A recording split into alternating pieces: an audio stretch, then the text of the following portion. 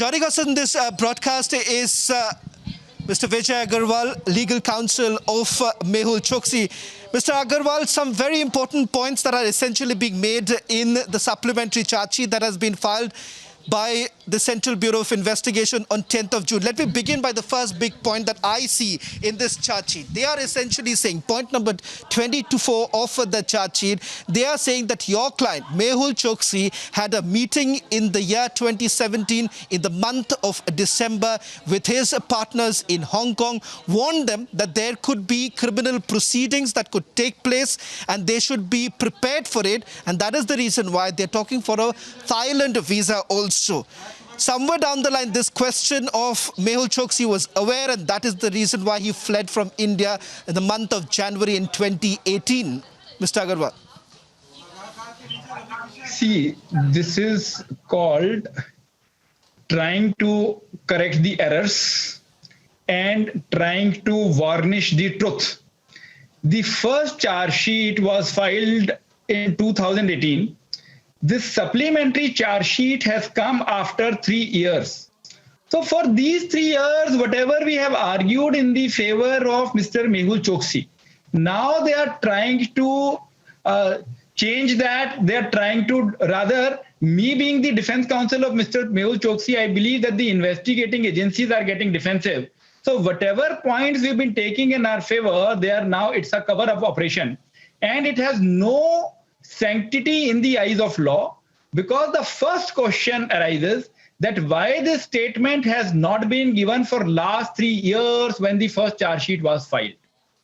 Moreover, the statement is taken of some directors in law.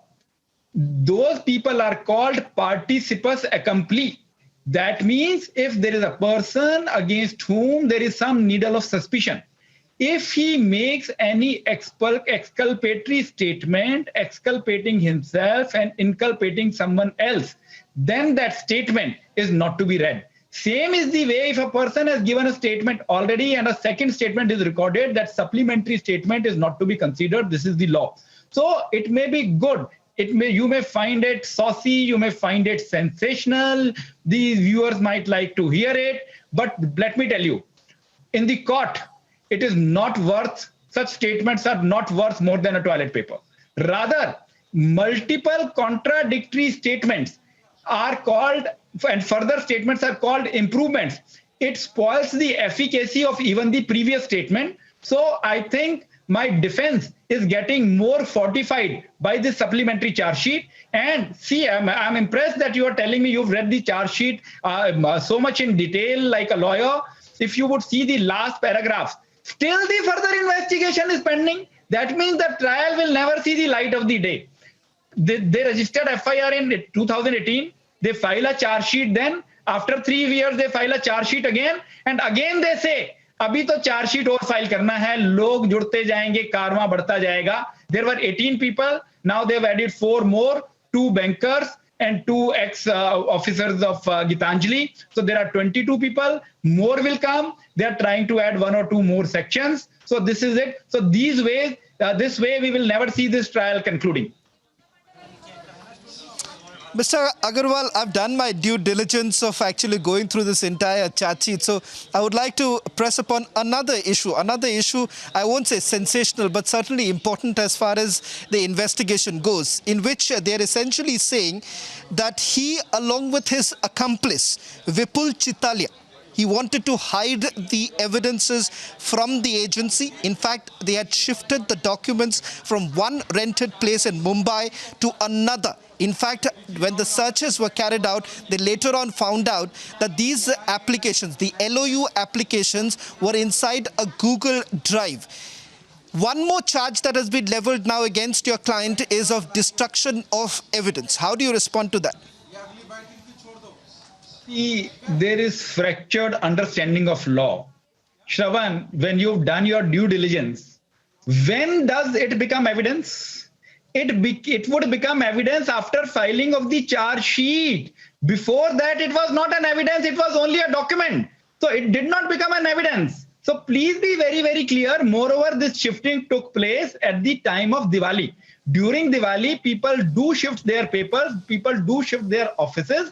So I am also privy to the various defenses of my clients. So you've done the due diligence, and my dear friend, I am fighting the case. So please be clear that this is again another, they are trying to put another layer on the truth. So such things will not stand at all in the court of law, and it is so commonsensical. The destruction of evidence is after it becomes evidence. When a document becomes evidence, after it is being produced in court. So this period that they are talking about, is even before registration of FIR. So if before registration of a FIR, if an accused who was not even an accused that time, he's shifting some paper, some employees are shifting papers. So how do they know? So if after filing of the charge sheet, the document gets filed in the court, then somebody does something, then you can know that, oh, they are masking the evidence and section 201 is attracted. So let them do. So please see, I mean, in their over jealousness of trying to add more sections, they will spoil their basic case also. My advice to everyone remains in life is, one should focus like sun's rays. Otherwise, you lose focus. You try to say so many things, you lose your basic point also.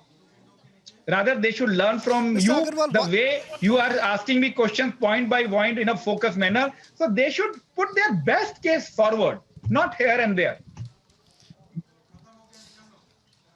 Mr. Agarwal, one final question before I let you go. I know it's a busy day for you, but as far as this entire charge sheet is concerned, what they're essentially saying, I understand what you were saying, that this cannot become an evidence. This happened at a time when Diwali was taking, during the Diwali festivities.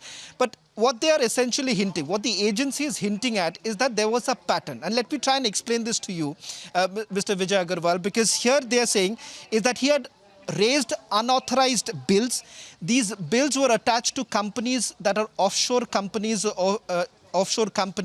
and more importantly, somewhere down the line in the year 2017 itself, your client was aware that criminal proceedings against him could be initiated by the enforcement directorate. So what they are hinting at, Mr. Vijay Agarwal, is that your client was pre-planning all of this. He was pre-planning his exit because of the fraudulent methods that were employed by him.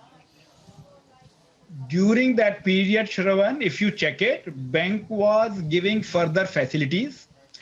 The revenues of this so-called Brady branch was very, very high.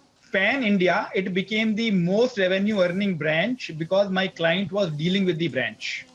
So the whole bank system was permitting these LOUs. And please be clear, you must also ask these questions. My client is an accused, his directors are an accused, and my client is my company is an accused. And as far as the bank is concerned, bank's managing director is an accused, bank's director is an accused, and bank's employees are an accused. Then why bank is not an accused?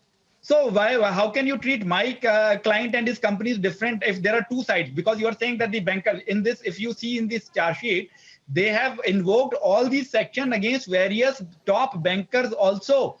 So Shravan, you would do well. You should ask these questions from those bankers also. So bank's internal working, my client is not privy to. So the bank is giving a facility, my client is taking the facility. If some rules, some officers of the bank are tweaking, then everyone from the top knows, because they have a charge sheeted even the top people of the bank. If you see the charge sheet, this first charge sheet got filed in 2018.